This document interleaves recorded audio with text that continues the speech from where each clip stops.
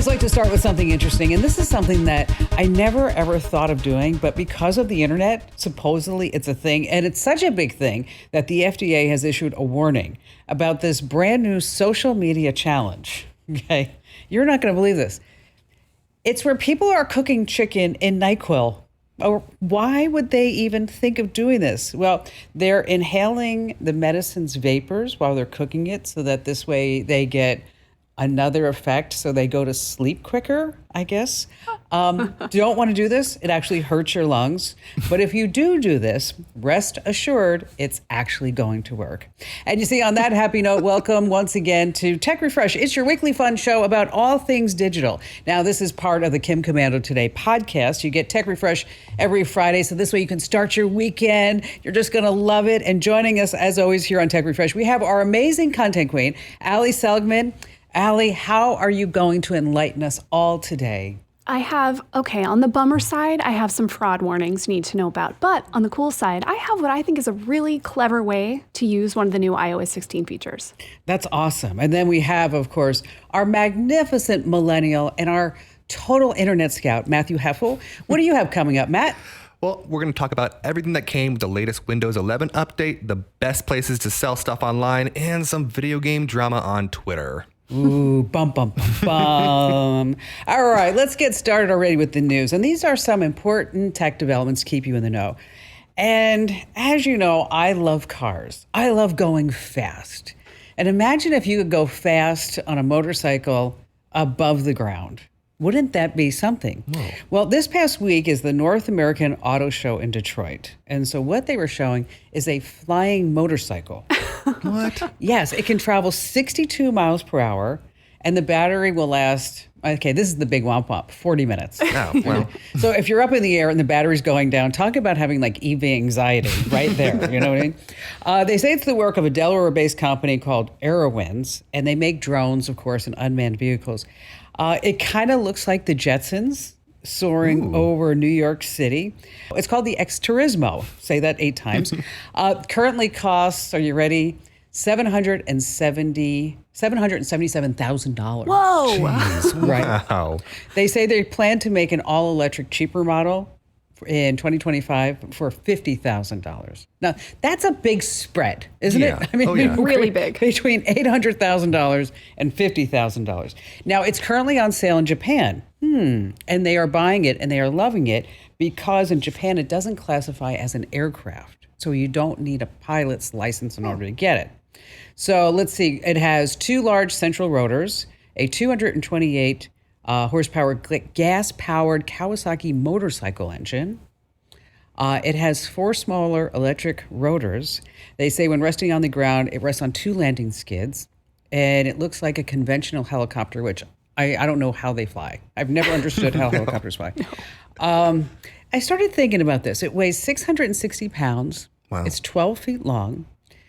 People can't even drive on land safely, okay? Yeah. And we're going to put those same people into flying versions of it.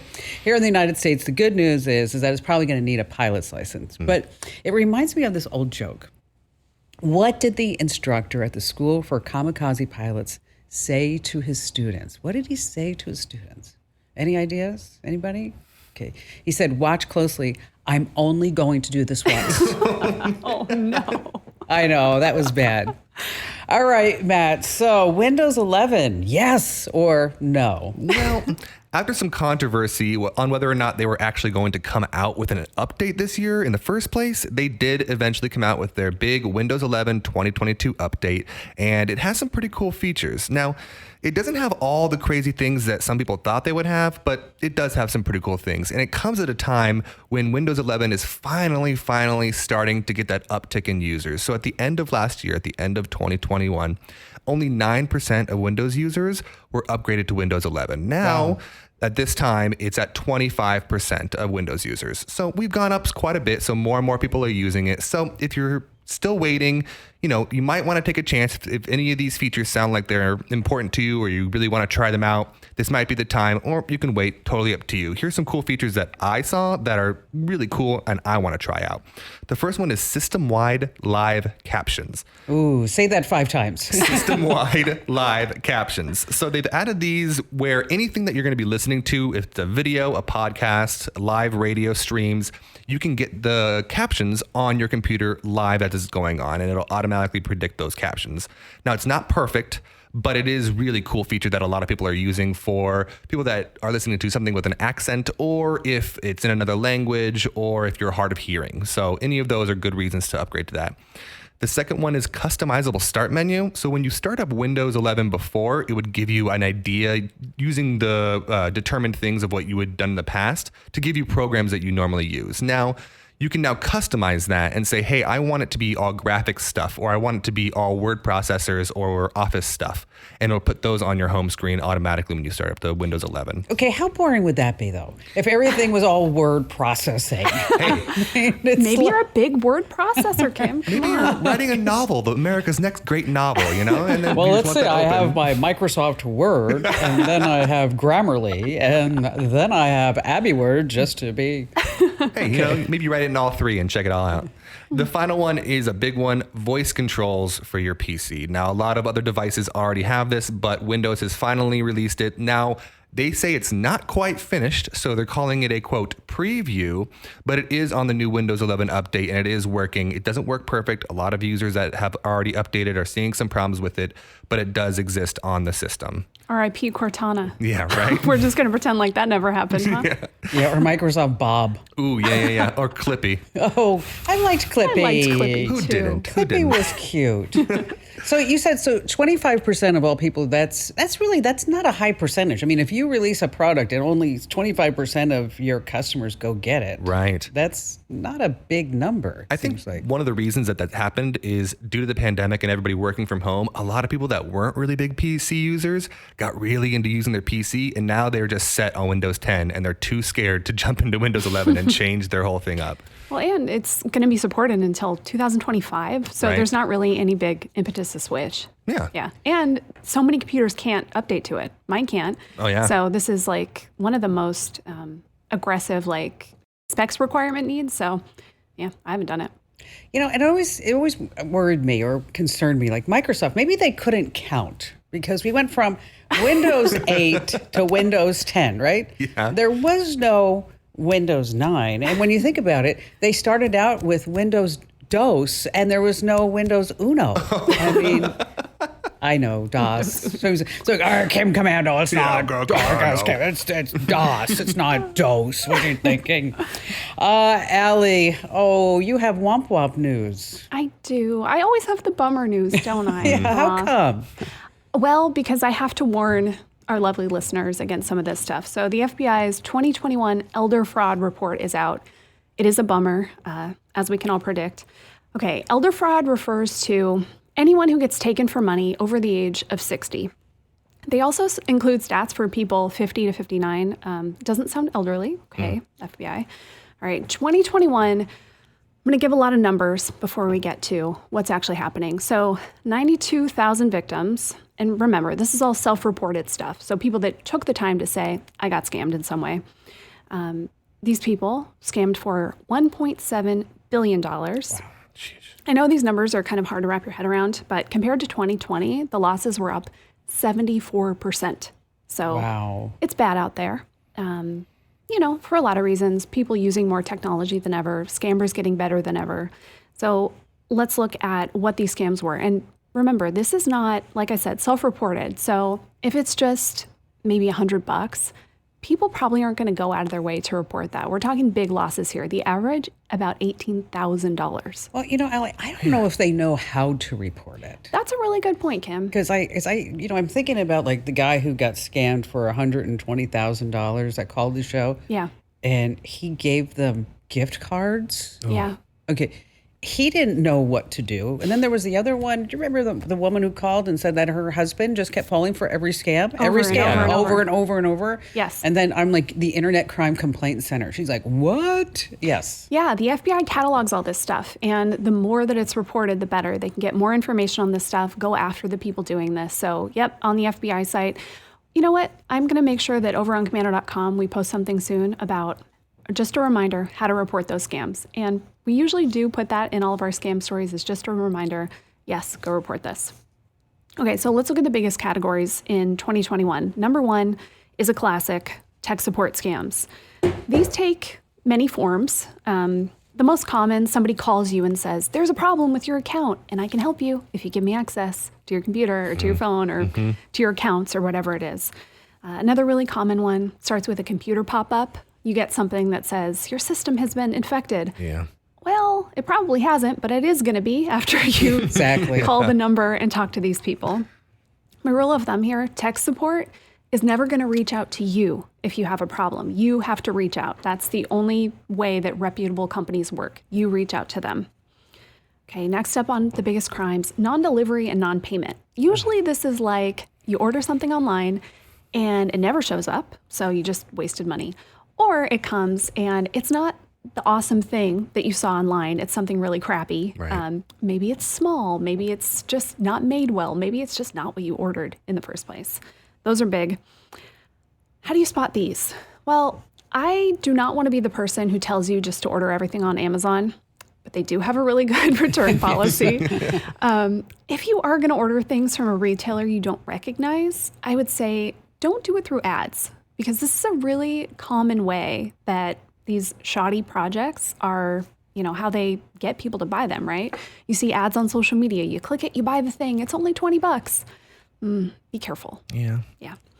All right. And then the last one, biggest on the list, identity theft. Identity theft always makes me sad, especially in this context, because a lot of times it happens from someone in your family or someone that you know closely. Yeah. So for this one, set up a password on your computer. Don't keep a list of passwords next to your computer, and check your credit report often. This is something you can do for free. You don't have to pay for it. If you go to Komando.com and Google free credit report, we will show you all the steps to do it. But keep an eye on that, especially if you're past the point in life where you're trying to get loans or buy a house or things where you're seeing your credit regularly.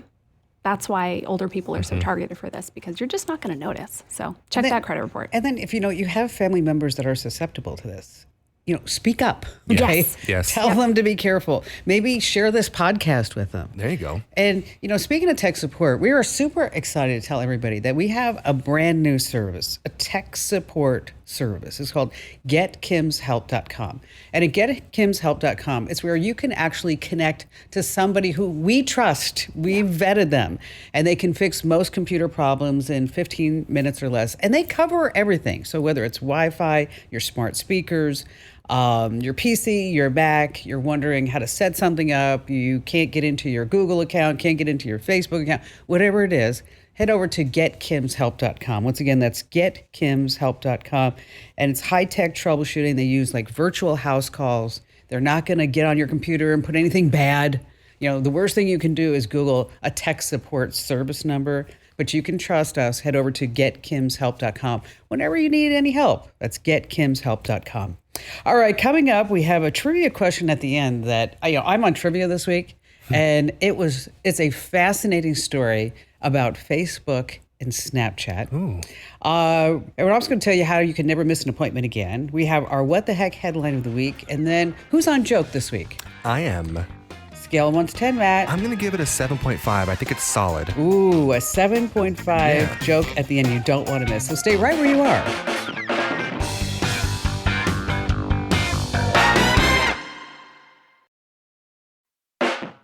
Hey, welcome back to Tech Refresh. It's your weekly fun show, like I like to say, about all things digital.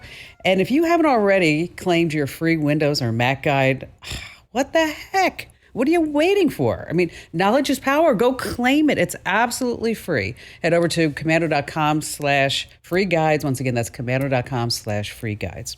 All right, so this is like part of the podcast where we pass along some great tips. And if you've ever missed an appointment or a video meeting, I want you to raise your hand right now. Yes, all of us. I mean, it's it seems like whenever that Google Meet comes up, it gives you the advance notice like 10 minutes, 20, 20. And you sit there and go, oh, I can get my whatever I'm done until then. And then invariably, Allie, you'll text me and say, hi. Will you be joining us? Will you be joining us? 10 minutes is just enough time to forget. Yes, exactly. So those days are over. There's a secret setting in Google Calendar. So every morning you get an automatic daily rundown of your schedule without even opening Google Calendar. And so here's the deal. It's a simple way to keep track of all these appointments and meetings. And it's great to use with Teams too, so that this way you can share your calendar with others. And it really does work very well with Teams as far as Google Calendar. So anyway, to stay on top of things, so Google Calendar is going to send you a list showing all your tasks, all your meetings right to your inbox every single morning. So to set it up, first you have to find the calendar, obviously, right? Where you want to get the daily emails. And then you tap the 3 dots menu in order to open it up. And then near the bottom of this menu, I know it's like, a scavenger hunt, but at the bottom, you're going to see other notifications. And that's where the gold is. It's called Daily Agenda. And you can say email, and you're like, oh, thank you, Google, so much. So if you missed all those steps, I mean, you can do it. You can replay this part of the podcast, or you can just search for Daily Agenda in Google Calendar, and then all those steps will pop up for you. But I turned that on last week, and I've been so far, Girl Scouts honor, I've been doing really well, staying on schedule. So if you have trouble, you might want to try that Daily Agenda. Now, Matt, you've been selling stuff? Yeah. Selling stuff online can be confusing, right? There's so many different sites. You can go to Facebook Marketplace. You can go to eBay. You can go to OfferUp. There's a dozen more that I could list out, but it's always hard to know which one should I sell my thing on. So here's a few of the ones. I'm going to get into a story afterwards, but I want to give a rundown of the big three that everybody uses and what they could be used best for. So Facebook Marketplace is best for those local selling, doing that stuff where you're just trying to get something out of your house. You have an old cabinet. You don't really need it anymore. You're not trying to get a whole bunch of money for it, but you want to get something, just get it out of the house. Facebook Marketplace is perfect. There's a ton of people on Facebook looking for something. You'll get it sold pretty quickly. OfferUp is a really similar thing. It's a local thing, a lot of local people selling local things, but there's a lot less people on it. So you're going to get those more discerning people looking for exactly, and they'll pay a little bit more for that specific object or that item. So OfferUp is a little bit better, a little bit higher price. And finally, eBay. It's all around the world. You can sell it anywhere, and you can, if you don't want to sell it right away, put it on eBay and you're probably going to get the highest price, but it might take a long time to get it sold.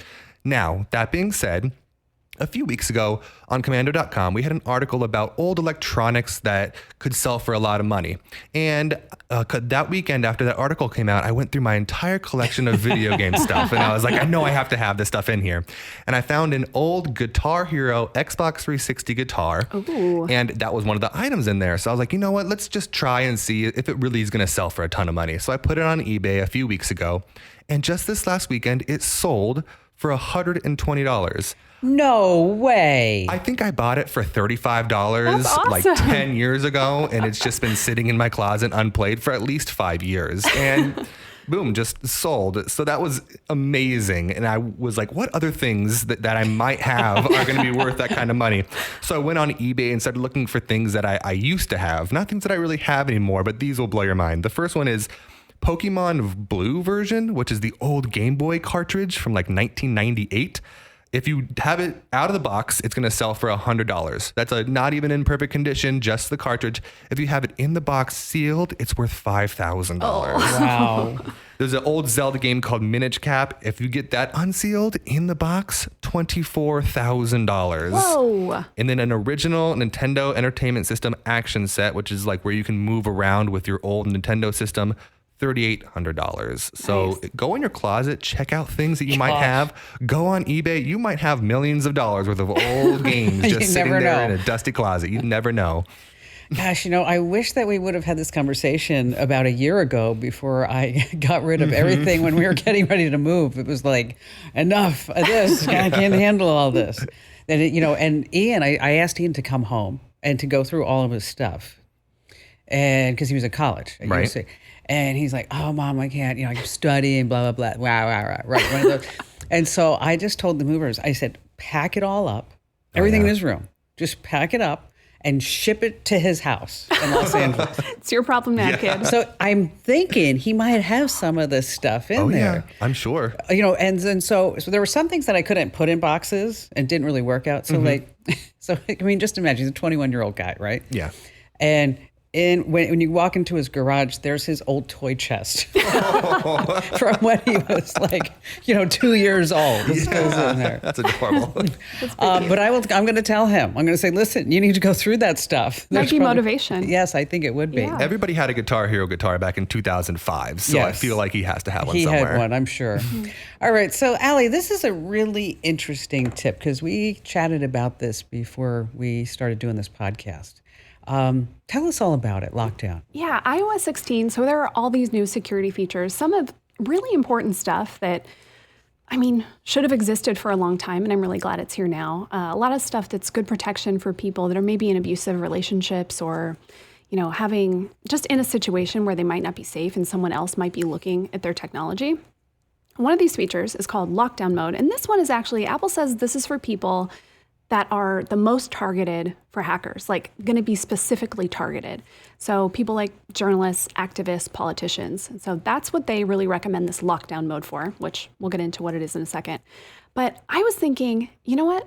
There's a different use for this because we hear from people all the time who say, I have someone in my life that has gotten scammed a lot, that has gotten hacked, that just doesn't quite know their way around their technology good enough to protect themselves. And so I think this could actually be a really good thing. So lockdown mode, what is it? This works for iPhone and iPad, by the way. It blocks any FaceTime call unless it's a number you've already talked to. So you can't get calls from random people.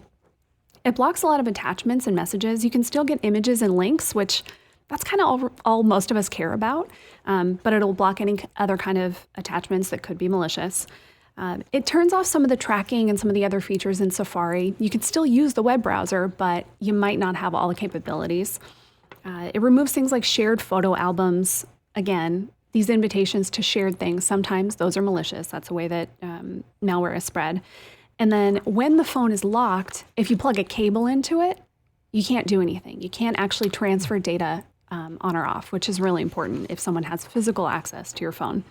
And then it blocks some of the things like beta versions so that nothing shady can be installed. Right. All right. Yes. Like I said, most of us are not politicians or activists or, journalists who are going to be targeted by this kind of stuff. But I really think, looking through the list, yeah, it does block some features, but I don't hear that stuff and think your phone's going to be unusable. Your iPad's going to be unusable. That's true. It's just going to be safer. So try it out if you have somebody like that in your life that, you've heard from them, oh, it happened again, or, oh, I got into trouble, oh, this happened, or you just know that it's happened to them. Yeah. It's pretty easy to turn on and off. You can try it. If they don't like it, you can just turn it off again. It's go to the settings, privacy settings, lockdown mode. That's it. So again, go to the settings, privacy, turn on lockdown mode. Try it out. See what you think. And then we're going to be talking about that on the big show. Yeah. On the weekend show. And then we're going to have a full write-up about it, probably in a couple of days over on the website too. So if you need some more information about it, just know you can always depend upon us for that. All right. If you like these quick tips, make sure that you get our Daily Tech Update podcast. It's growing like wildfire. Every single day you get one news story and you get one great tip. One news story and one great tip every single day. Each one's only 60 seconds. And you're totally up to date. So wherever you get your podcast, Apple, Google, Spotify, Pandora, Amazon, no matter where you get it, just search for Komando with a K, of course. All right, coming up, we have our What the Heck headline of the week that you have to stay for this one. Just trust me on that, all right?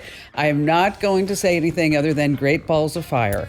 And we have a huge video game leak. We have our trivia and the joke at the end you don't want to miss, so stay right where you are.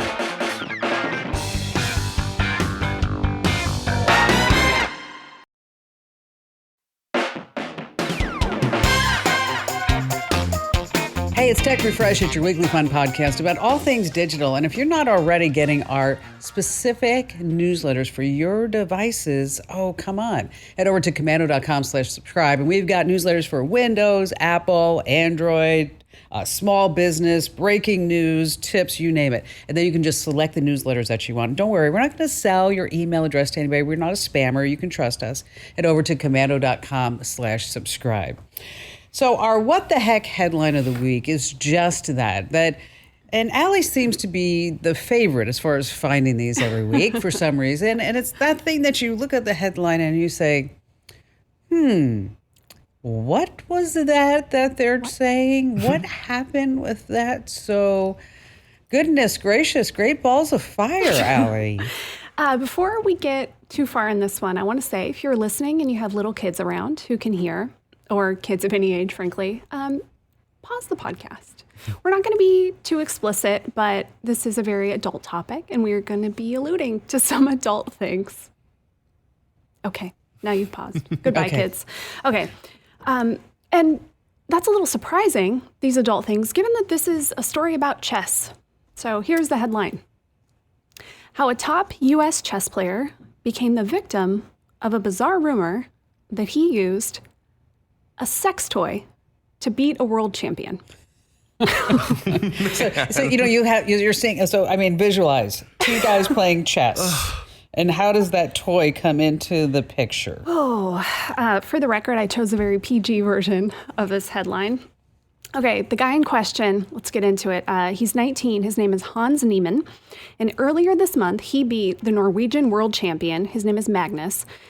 And Magnus had won 53 games in a row. By all accounts, Hans should not have won. This was like a shocking upset. Nobody understood how it happened. I'm sorry, Allie. I'm glad it was you. And then the rumor started. How did he do this? Maybe he had a little bit of help.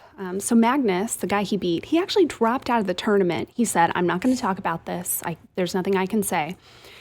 And then Hans admitted, okay, remember, he's only 19. When I was 12, and then again when I was 16, I did cheat. But I've reformed. I'm not cheating now. And if you think I'm cheating, I will strip down naked to prove that I'm not. Why would he need to be naked? Well, then a very detailed graphic theory popped up online, started on Reddit, of course, that Hans was using a sex toy to cheat. This particular kind, you can put them in multiple places. A place where you might sit normally. Yes. And this type of toy also vibrates, moves. Thank God for technology. Thank God. Thank God. So the theory basically was that he was using these vibrations, I guess like Morse code, to say what his next move should be. The internet went a little crazy, as you can imagine. Even Elon Musk tweeted about this because he loves butt humor. Of course he does. He's 12. Yeah. Okay, he's just 12. Yeah. So all this had been happening, and then they had a rematch, these two. And this is where the drama really started. It was all happening virtually. It was during a live stream. And after 2 moves, Magnus switched off his camera and he just left. He dropped out of the tournament. He's not pleased that this guy is still playing because he thinks, presumably, that he's cheating. Right. There's no proof that he's cheating yet. Nothing has been proven.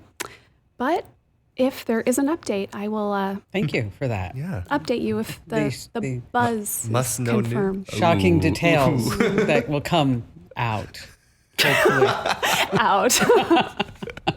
All right. Well, we're going to switch gears, Matt. Okay. Yeah. All right. And you're our dedicated internet scout. And what the heck is the web talking about? Chess. Aside from chess. I really love talking about people getting upset about nothing on Twitter. This isn't about chess and weird other things, but it's constantly, every other week, there's a new thing that people are just getting weirdly upset for no reason on Twitter. And that happened again this week. So it gets really into tech. So this week there was a huge hack, and it was towards a video game company called Rockstar. Now, you might have heard of Rockstar. They've developed one of the most popular games of all time, which is, of course, Grand Theft Auto. 10 years ago, they came out with Grand Theft Auto 5, which was the best-selling video game of all time. In the first 3 days that it came out, it sold over $1 billion in the first 3 days. Now, it's been about a decade, and they're finally about to release Grand Theft Auto 6. Well, this week, they were hacked by a hacker named Teapot Tuber Hacker was his name. Teapot Tuber Hacker. Is that his real name? Yes. Oh, I'm assuming. Yes. Legal given name. Yeah. And he released a bunch of gameplay and screenshots and story from the game itself. Now, of course, Rockstar was upset and immediately said, we are really upset by this hack and we will do our best to try to get back past the security breaches.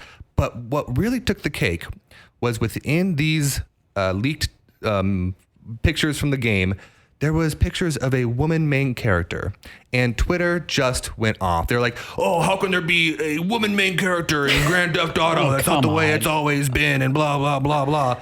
And that was the big takeaway. Not the cool new features or... It's just that there's a woman. They were just about the whole woman. Oh, darn it. What will we do? Just getting into Grand Theft Auto. Right. Why is that happening? At the end of the day, Rockstar did come out and they made a statement, but they did not acknowledge the fact that there was a woman. So Twitter is still, right now, I'm sure, going off about this topic. As we speak. As we speak. And, and the ones that are doing it are the NPCs. Of course. Hey, listen, if you're not already following us on social media, what are you doing? Come on, stop ghosting us. Head over to Instagram.com/KimKomando. That's where I post more personal photos and things of that nature. Twitter.com/KimKomando. It's all news and stuff like that. And then, of course, Facebook.com/KimKomando, LinkedIn.com/KimKomando. You get the gist because you're smart. You listen to Tech Refresh. So wherever you are on social, make sure that you follow us. Hey, coming up, we have trivia and a joke, so stay right where you are.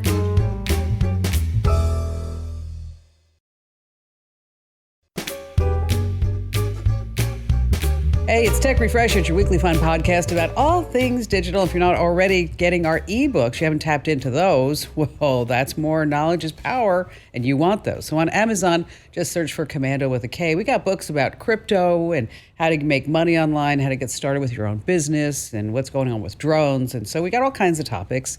And whatever you're interested in, I'm sure you'll find it. Just search for Komando on Amazon with a K, of course. All right, so this is the last week for our contest. Correct? Correct. Okay. And so if you're a new listener, Tech Refresh, we've been doing this over the last several weeks, and where each of us had to pick one thing that we hated to do. And if we lost, we actually had to do that one thing. Now, mushrooms are dirt. Okay. I hate mushrooms. I hate eggplant. I could have done that. Mix eggplant with mushrooms. I love eggplant. I'm making eggplant for dinner. Ooh. Oh, gross. It tastes like mush. That's what it's like, mushy. That's all it is. So I had to eat a big plate. Notice that's past tense. I had to eat a big plate of mushroom risotto. But then we've determined by doing some high-level math that no matter what I do, I still am not going to lose. So that's why I'm doing the trivia this week, because it's the last week. And Matt, you have to eat canned olives and drink the juice. Yup. Oh, man. In one sitting, Matt, within Okay. 5 minutes. Yeah. Don't be thinking you're going to be streaming this over 24 hours. I have a week to With eat a this can of straw. olives. Yes. And Allie, of course, has a tremendous fear of heights. And she is going to go to the Skywalk and have dinner on the Grand Canyon. No, she's, Allie, you're going to go indoor Skydiving. Indoor skydiving. Yeah. Which it's perfectly safe most of the time. So I wouldn't worry about that. It's like 50%. And so now it's between you two. So what's the score? Well, it's 8-6. Oh. So this might be just kind of our victory lap. Yes, it might just be our victory. But hey, let's see, Matt, how close you can get it. We'll see. Let's see if I can get the exact date and number and... All right. Yes. Okay. Well, we're going to go back to 2012. Okay. And that was when Facebook's Mark Zuckerberg was the richest 20-something in history. And then there was Snapchat's Evan Spiegel. He was 23 years at the time. And so Zuckerberg reaches out to Spiegel and says, hey, listen, I think we ought to meet. So they show up at a private apartment in Los Angeles that Zuckerberg had arranged. And Spiegel brings his co-founder, Bobby Murphy, who's the chief technical officer for the whole Snapchat. So Zuckerberg there in this confidential meeting, no phones, no electronics or anything, tells them about Facebook's new product called Poke. don't know if you remember Poke. Poke was a mobile app for sharing photos and making them disappear. Sounds a lot like Snapchat, doesn't it? And Zuckerberg goes through and tells him all about this new product. And Spiegel says it was basically like Zuckerberg saying, we are going to crush you. Okay. The day after Poke launched, it hit #1 in the iPhone App Store. But within 3 days, on December 25th, Snapchat pulled ahead, boosted by the publicity that Zuckerberg was going to crush them. And Facebook app disappears out of the top 30. And Spiegel says to the press, it was like Merry Christmas Snapchat. Zuckerberg is pissed off. And he calls up Spiegel and says, this is not fair. This is not right. I'm going to crush you, but maybe I should just buy you. And he offers them $3 billion in cash. Okay. It was a 2-year-old app that had no revenue and no timetable for revenue. And Zuckerberg offered them $3 billion. Imagine that. Man. Okay. So what happened next? A, Spiegel and Murphy gave each of their 6 employees a book, The Art of War, with a conversation. B, got into a fist fight because Spiegel didn't want the money, but Murphy did. And no one knows who actually won the fist fight. Murphy was upset, and he made Spiegel snaps to other women show up on his girlfriend's feed. Okay. Or D, the 2 sent Mark Zuckerberg a dozen black roses with a no thank you note. So they were offered. So it's a 2-year-old app, no revenue, 6 employees. Did they give a book to all the employees? Did they get into a fist fight? Did Murphy, remember he's the chief technical officer, go in and then change things around so Spiegel snaps went to his girlfriend? Or was it D, the 2 sent Zuckerberg a dozen black roses and a no thank you note? Matt, you want to go first? Or me? Sure. Okay. I am pretty sure that they did not take the first offer because I'm pretty sure that they might have gone public before they were sold to Facebook eventually. So I'm going to have to go with D. I'm going to go with the black roses. Okay, he's going with the black roses. Okay, I like to think they weren't fighting. I think they agreed, so I'm going to rule out B and C. So either A or D. I'm going to go with Matt. I'm going to say they went the classy route, and I'm going to say they sent roses and a no thank you. Final answer? Final answer. Final answer. Okay.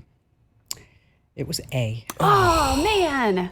This is from Forbes. Chapter 6, they explained to their 6 employees in The Art of War addresses the need to attack an enemy where and when he displays weakness. So they sensed an opening, and they insisted, rather than saying they were going to go out and get some more money. So they raised $50 million in December, and then they had a valuation of $2 billion. And Spiegel was like, I don't know how it happened, but Snapchat's net worth as of September 19th, 2022 is almost $20 billion. Oh, man. Isn't that something? Good thing they didn't jump on that 3. I thought that was interesting. Could you imagine you've been offered $3 billion cash, 2 years into it. Spiegel's 23, by the way, living in his father's basement, honest to gosh, when all this is going on. And you have the chutzpah to turn it down. I bet they thought he offered that money so quickly that he knows. He knows Right. this is going to be something. Yeah, but they were confident. They only had 6 employees. Yeah. That was nuts, though. Me, I would have taken the money.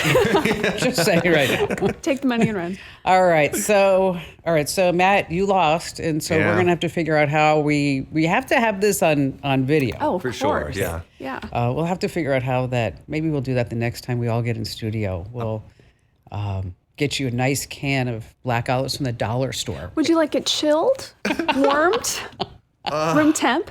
As long as I have a bucket next to me, I don't care what it is. If you're going to barf, you have to leave. Yeah, there you go. All right, so Matt, you're with the joke here at the end. 7.5. Yes. Lay it on us. I think so. Dave was bragging to his boss one day, and he says, I know everyone there is to know. Just name someone, anyone, and I know them. And his boss says, okay, I don't believe you. What about Tom Hanks? He goes, I'll prove it.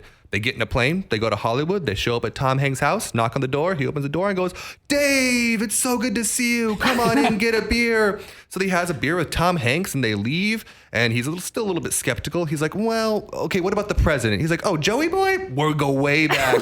So they fly to Washington, D.C., and they are standing outside of the White House, and there goes the president walking in front of them. He goes, oh, Dave, hey, haven't seen you in a long time. Come and grab a beer. So they go in and have a beer with the president, and then they leave, and he goes, well, I'm still skeptical. What about the Pope? And he goes, oh, yeah, me and all the Pope. Oh, yeah, we've been go back way a long time. So they fly to Rome, and they're standing in St. Peter's Basilica, and he goes in the big crowd, and Dave says, oh, he's never going to see me in this huge crowd, but I know the guards. Give me 30 minutes, and I'll come out on the balcony with the Pope.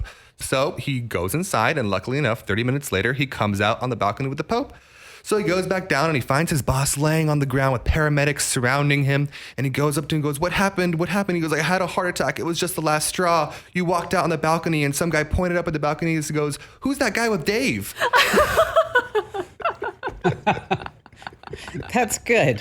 I think that's a solid 7.5. Yeah, that's a good That's joke. a I like good that. solid 7.5. All right, so before we leave you all, we'd like to give you just a few to-dos because we pass along so much information here on Tech Refresh.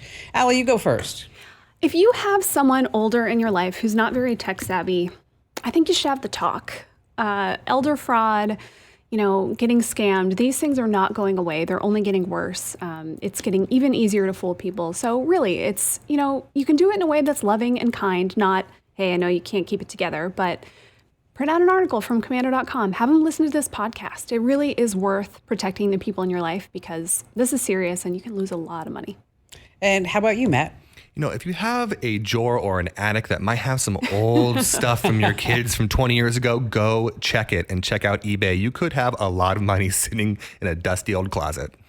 And mine is check that daily agenda out if you're using Google Calendar, because this way every morning you get a whole list of what you need to do that day. And also, one more tip, don't cheat at chess. I think that's a bad thing. Hey, yes, exactly. Hey, listen, thanks for joining us. We always love to hear from you. Our email address is podcasts@komando.com. Once again, that's podcast with an S @komando.com. We'll see you here again next week.